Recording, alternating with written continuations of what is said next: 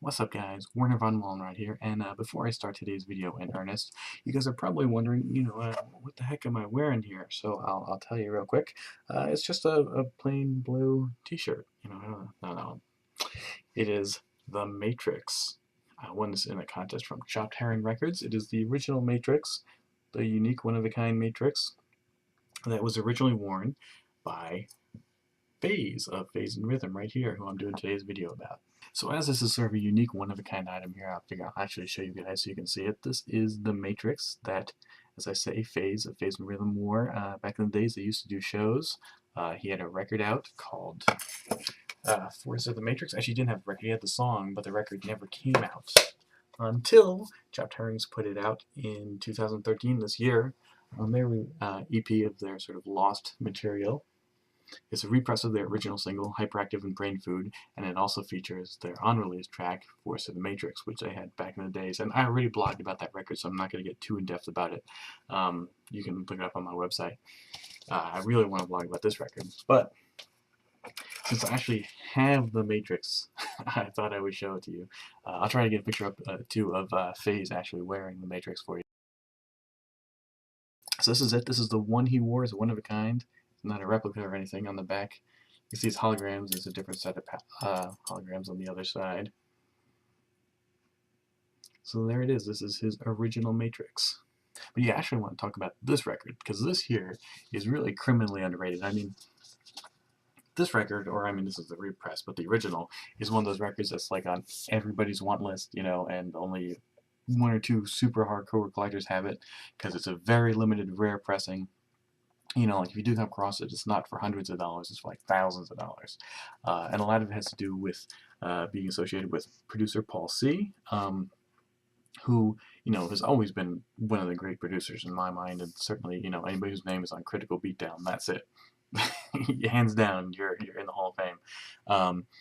But through the internet and all, he's sort of become more into his own as being recognized, and so anything with his name on it becomes sort of a collector's item.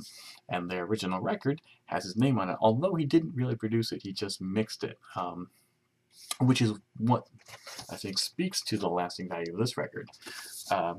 Phase and Rhythm themselves produce their old music. Phase is the MC and Rhythm is the DJ slash producer, so primarily Rhythm produced all the stuff.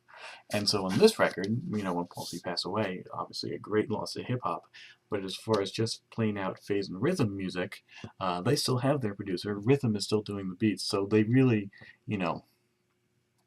they still kept all that magic, and this record really sounds just as good, and that's what I'm going to talk about. Now, certainly if you talk to heads, I mean, I don't think anybody's going to diss this record. Everybody, appreciates this record as a good record, but it's definitely not held nearly in as high regard as, their old stuff. And I think a large part of the reason is because the main track, and there was, the one that they had a video for it and everything, used to be on Yo MTV Raps, Swollen Pockets, is based on a pretty mainstream known sample. I can't think of the artist right here, but it's that "Hold On, I'm Coming" with the horns.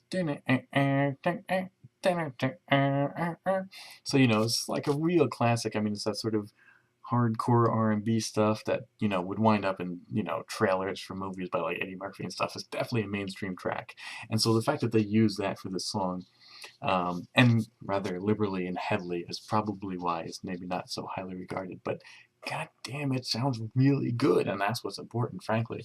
And because the way the beat, the hip hop beat to it is really funky with the bass line and all, it just sounds really great.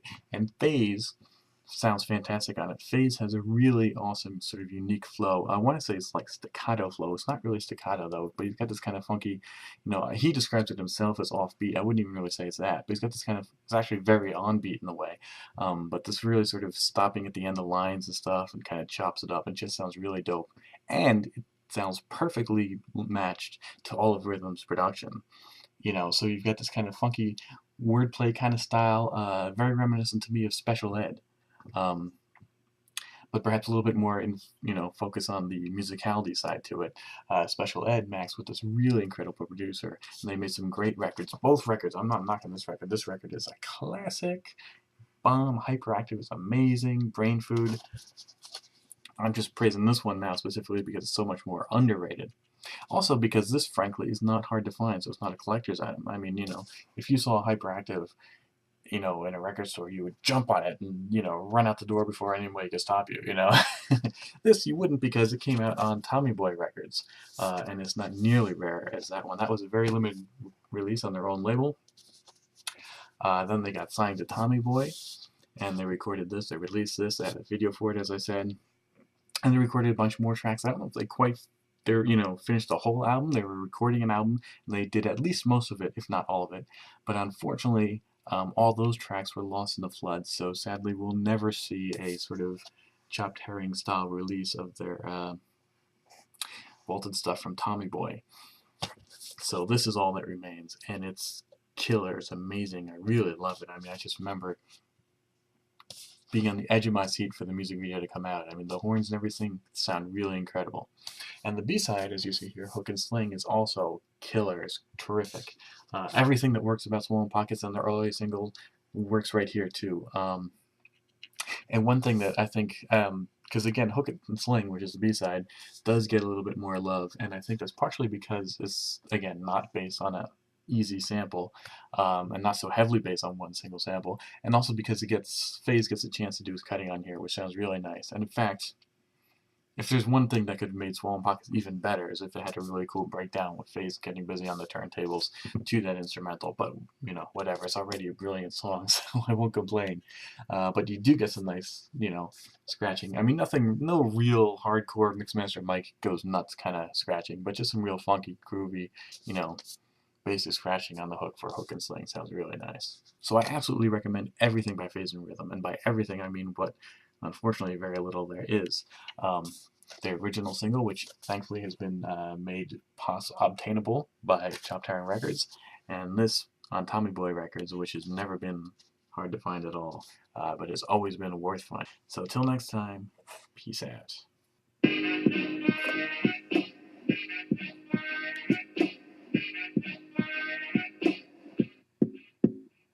Swollen Pockets, inflation of vasectomy caught. I'm constantly sweating, which I fought.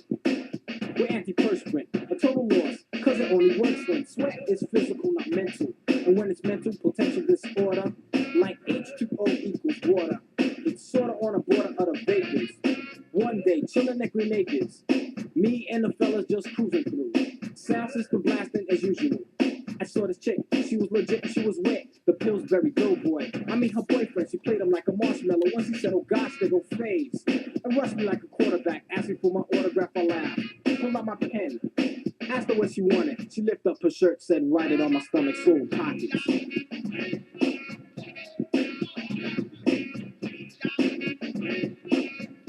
I'm sliding down. It's a very long chain. Matrix. Swollen Pockets. How can I make a living? Selling drugs, performing at clubs, or making license plates in prison. I chose D, C, so now I'm good to G. Oh. Where's the brother with my dough?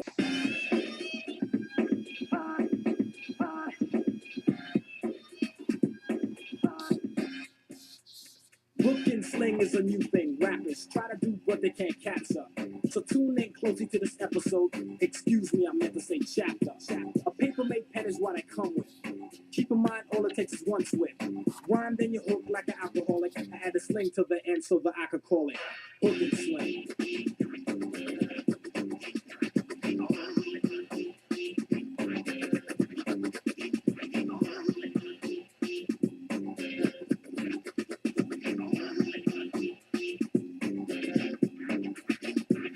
FaZe, the cause of the vapor mist. Caught once you get a taste of this. Brain through the main crew, stay calm while lyrics get dropped like Maypalm. Bomb to fail cause the style is stale. Food stamps get damp cause it sweat me. Rhythm selectors protecting me from fleas when I itch cause he brings a scratch.